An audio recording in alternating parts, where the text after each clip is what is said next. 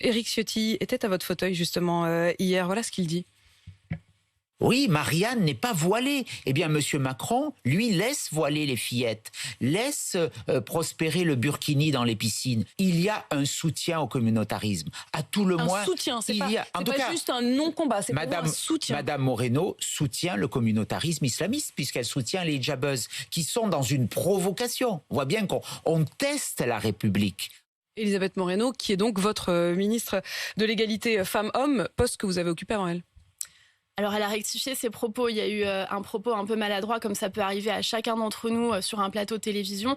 Le jour même, elle a rectifié en disant que sa position était aussi celle du gouvernement et qu'elle ne soutenait pas l'action en justice des hijabeuses. Je suis un peu surprise que vous disiez que c'est juste une maladresse d'Elisabeth Moreno, parce que moi, j'ai reçu la ministre des Sports, Roxana Maracineanu, la semaine dernière sur RMC, et elle tenait exactement les mêmes propos qu'Elisabeth Moreno, donc ça peut pas être deux maladresses.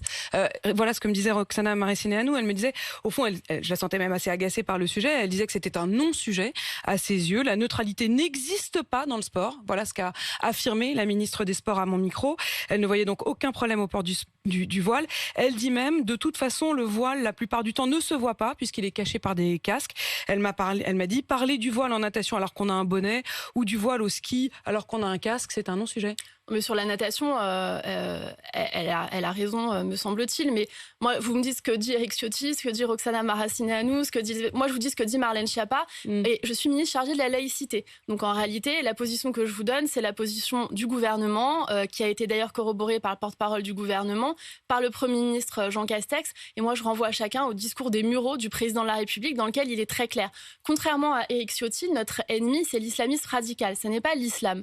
Il y a des millions de musulmans qui vivent dans le plus profond respect des lois de la République et il faut les respecter et ne pas mener un combat contre eux comme le fait trop souvent Éric Ciotti. En revanche, nous luttons contre l'islamisme radical pied à pied et je vous l'ai dit à plusieurs reprises, nous soutenons la FFF, nous ne soutenons pas l'action intentée en justice par les hijabeuses.